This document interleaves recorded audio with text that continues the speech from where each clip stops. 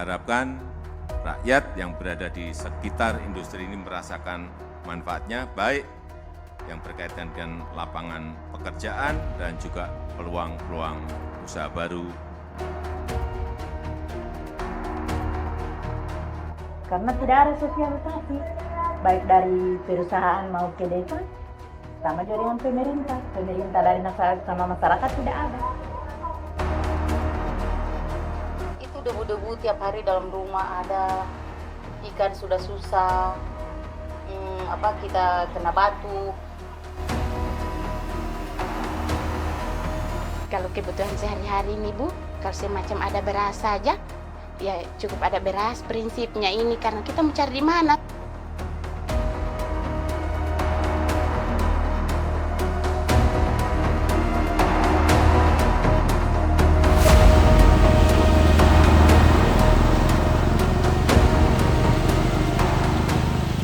Indonesia, sebagai salah satu produsen nikel terbesar di dunia, memiliki peran penting dalam rantai pasokan global, terutama dalam industri baterai dan kendaraan listrik.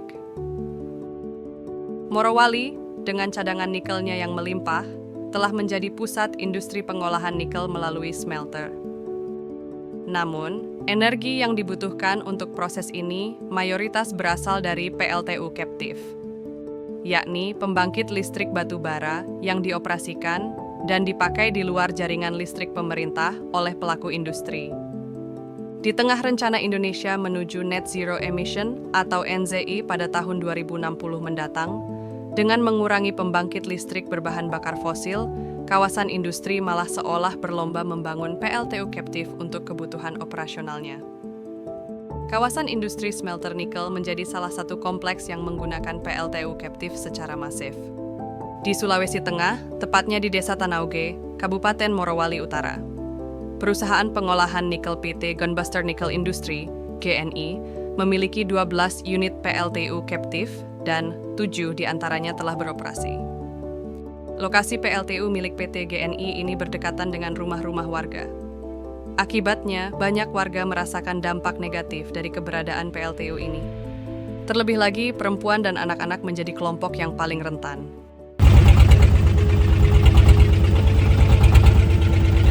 Sebelum perusahaan tambang dan smelter hadir, warga desa Tanauge hidup dengan tenang dan berkecukupan. Sumber daya alam yang tersedia cukup untuk memenuhi kehidupan mereka sehari-hari. Kehidupan kami sangat sederhana, tidak ada penyakit, dan kehidupan di sini berkecukupan lah, karena kami cari ikan tidak sampai untuk jauh-jauh dan beli ikan tidak terlalu mahal, karena orang tua kami ketika keluar memancing dia tidak harus keluar jauh lagi. Belum ada bayangannya perusahaan masuk. Kami punya suami, situ mi pokok pencariannya dorang pergi merotan, pergi batada perahu, babiki iris papan, baru dijual. Dan itu menjadi biaya hidupnya kami selama kami tinggal ini di dunia. Kemudian pabrik smelter tiba-tiba berdiri tanpa melibatkan partisipasi warga secara bermakna. Sosialisasi andal waktu dia PJ Pak Abdillah. Baru kami itu pun kami adakan dulu demo pertama mengenai lahan, karena belum ada penentuan dari sama masyarakat. Bilang ini perusahaan yang dia bayarkan sama masyarakat sekian begini hektarnya. Tidak ada masyarakat tahu. Kami bersyukur ketika kami aksi, di situ kami bisa tahu ternyata memang ada oknum yang membebaskan lahan tersebut. Dan anehnya lagi ketika kami aksi menuntut hak kami, kok saya dapat panggilan dari pihak kepolisian, katanya kami dianggap menghalang-halangi pihak perusahaan. Kehadiran investasi industri nikel di Morowali tidak lantas membawa kesejahteraan bagi warga sekitar. Tapi dipikir adanya sudah tambang ini, kita sudah bisa maju lah. Maksudnya kehidupan barangkali mau berubah sedikit atau apa lah. Malah parah. Kalau kebutuhan sehari-hari nih Bu, kalau semacam ada beras saja, ya cukup ada beras prinsipnya ini, karena kita mau cari di mana seperti keuangan. Kalau ada yang bapak panggil harian ya kita pergi, tapi kalau tidak ada orang mengail Bu. Biarpun mau mengail tertentu saja, kalau kita pergi jauh-jauh semacam pergi di Batu Rube baru dapat hasil yang lumayan, tapi kalau sekitar sini so jarang dapat hasil-hasil laut yang semacam normalnya dulu. Dengan hadirnya industri yang ada sekarang, perusahaan industri ini mengakibatkan dampak di laut itu, makanya ikan-ikan itu sudah jauh, jadi akhirnya orang tua kami cari ikannya itu sudah susah. Makanya kami juga tiap hari beli ikan itu, kasihan mengeluarkan uang yang sangat banyak lah, 1 kilo itu 50.000. Fasilitas dan kompensasi yang sempat dijanjikan oleh perusahaan hanya datang sekali saja. Kayak posisinya bantuan atau kompensasi apa, selama dia masuk perusahaan, setahu saya hanya 1 kali tahu ya. Kompensasi masuk. Karena entah harga lahan atau harga jeti kami tidak tahu. Itu pun orang turun dan pemerintah tidak ada yang dari perusahaan turun. Tidak mau disalurkan itu kompensasi. Tempat kami dikasih tahu sama mantan camat Desa Sabola, itu uang turunnya dari langit. Saya sudah berapa tahun di sini tidak pernah dapat THR. Kecuali mungkin THR-nya itu ya bagi karyawannya yang kerja. Tapi kalau untuk kasih THR ke masyarakat Tidak ada kita mau dapat, cuma paling anunya kapal saja. Kalau kebetulan balabu, dia berlabuh di sini, tidak tahulah hitungannya bagaimana toh. Hanya itu kita bisa dapat. Semacam ada pencairan begitu, hanya itu bisa kita dapat. Banyaknya PLTU yang dibangun untuk kegiatan pabrik smelter tidak membawa terang bagi warga. Ada itu bahasanya Pak Tarno itu, orangnya PTT yang bilang, yang janjikan dulu ini terang J itu terang Tanau J, tapi sampai sekarang tidak ada. Listrik dari saya lahir sampai sekarang tetap pakai genset pribadi. Ada besar tapi bikin susah masyarakat karena biaya bahan bakarnya itu tidak mencukupi dengan hasil kami yang ada di sini. Kasihan juga masyarakat kecil seperti kami. Hampir 2 tahun kayak ini lampu ini, 1 tahun lebih sudah. Lampu ini sendatnya sudah tidak menyala. Lampu dari perusahaan, tapi sudah dikembalikan barangkali. Katanya mau dikembalikan, hanya dipinjam. Sambung dari orang itu 500.000. Pernah yang 3 bulan kemarin, tapi tidak sanggup, cuma 1 bulan putus. Mahal sekali. Kita tidak sanggup, Bu. Terpaksa ini. Ada beli aki kecil, baru baca sama orang, baru untuk pakai malam. Malahan, limbah dan polusi dari kegiatan pabrik beserta PLTU Captive, juga dari aktivitas pekerja smelter, menambah sulit kehidupan warga. Dia itu pembuangannya kalau mau banjir atau tidak tetap kemari. Semua menyeluruh ini lautan ini. Sampah, seperti sampah bungkusan besar.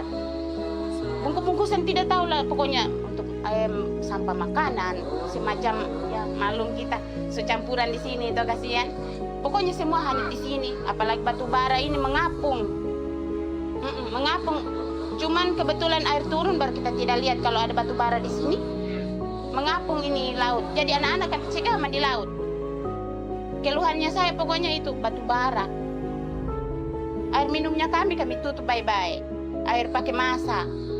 Pakaian sudah ada bak hitam. Itu ada kemarin, baru 2 hari kemarin saya cuci ember. Atas ember, so hitam. Seperti begini kabut, dibilang kabut bukan. Ini kan anunya dari pabrik sudah. Kalau dia terang bulan kentara sekali di sini. Bekabut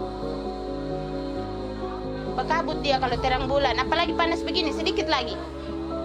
Hendrik saja bilang, bahaya kita ini. Saya juga mau diam di rumah, ini panas. Di sini Bu, setengah mati sudah. Saya bilangkan papanya, kalau begini terus kita bagaimana nih? Keren raksasa yang kami bilang akan. Kalau itu yang babongkar, jelas kalau dia kencang angin, dia lari kemari. Makanya itu apa-apa di dalam rumah, maka kita pergi dia itu barang-barang di dapur itu. Sini saja saya menyapu, kalau saya tidak menyapu dalam 1 hari, baru kita masuk Mbak Indah di dalam rumah, di lantai, kayak lain kita Mbak Indah. Bayangkan saja pernah saya buka itu karpet, saya tidak pernah gulung 2 hari 2 malam. Saya tidak pernah gulung. Buka saya di sini posisinya, karena habis bicara atau dibuka. Lantas saya sudah mau gulung, saya gulung ini karpet, baru digulung itu karpet baru saya lihat. Selain masalah ekonomi, problem kesehatan juga dialami warga Desa Tanauge. Dugaannya, polusi PLTU Captive menjadi salah satu penyebab sakit kulit dan infeksi saluran pernafasan yang masif dirasakan oleh warga Tanauge. Dulu kami tidak mengenal yang namanya iritasi kulit, gatal-gatal, tidak ada sampai 1 bulan itu tidak ada. Dan itu korbannya anak saya. Sakit kulit dia 1 bulan tidak bisa jalan. Kaki, tangan, sama ketiak. Sampai hampir 2 bulan, itu pun saya bawa ke dokter. Dokter juga bilang itu karena debu batu bara. Selama ada perusahaan industri yang hadir di Desa Tanauge ini, banyaklah masyarakat yang kena dampak. Dan itu bukan 1-2 orang, lebih dari 10 orang. Ibu-ibu dan anak-anak, ada yang kena batuk dan iritasi kulit. Sekarang yang tidak hosa sudah hosa. Tadi malam anak mantunya Pak Imam ada kambuh datang minta obat sama saya. Kalau gatal ini habis busu, ini gatal menucu. Parah, 2 kali sudah kena ini. Tetangga juga kena. Malah dalaman ini rusak. Ini baik seperti ini, baikku kemarin belum ada batuk, sekarang mulai kambuh. Kita semua sudah melihat dan mendengar berbagai cerita pengalaman perempuan di Desa Tanauge. Aktivitas industri nikel dan infrastruktur pendukungnya seperti PLTU dan pelabuhan telah menghilangkan peran perempuan dalam tata kelola sumber daya alamnya. Apa yang saat ini ibu-ibu di Desa Tanauge tersebut yang mereka alami adalah fakta bahwa praktek program hilirisasi industri pengelolaan nikel belum memperhatikan aspek keberlanjutan lingkungan dan sosial, melainkan melahirkan pemiskinan. Melihat dinamika siapa yang diuntungkan dan siapa yang dirugikan, aksi ekologi dan emansipasi rakyat mendesak pemerintah Republik Indonesia untuk sesegera mungkin mengatur kembali industri pengelolaan nikel melalui pertama, pemerintah Indonesia segera mengatur pemberlakuan moratorium pembangunan smelter-smelter baru. Kedua, pemerintah seharusnya sesegera menjalankan skenario pemensiunan PLTU Captive dan non-captive. Ketiga, penghentian penggunaan batu bara sebagai bagian dari upaya menuju net zero emission di tahun 2060 atau lebih cepat. Yang terakhir, pemerintah seharusnya bertindak tegas terhadap perusahaan untuk memulihkan hak lingkungan dan sosial masyarakat atas kerusakan yang ditimbulkan.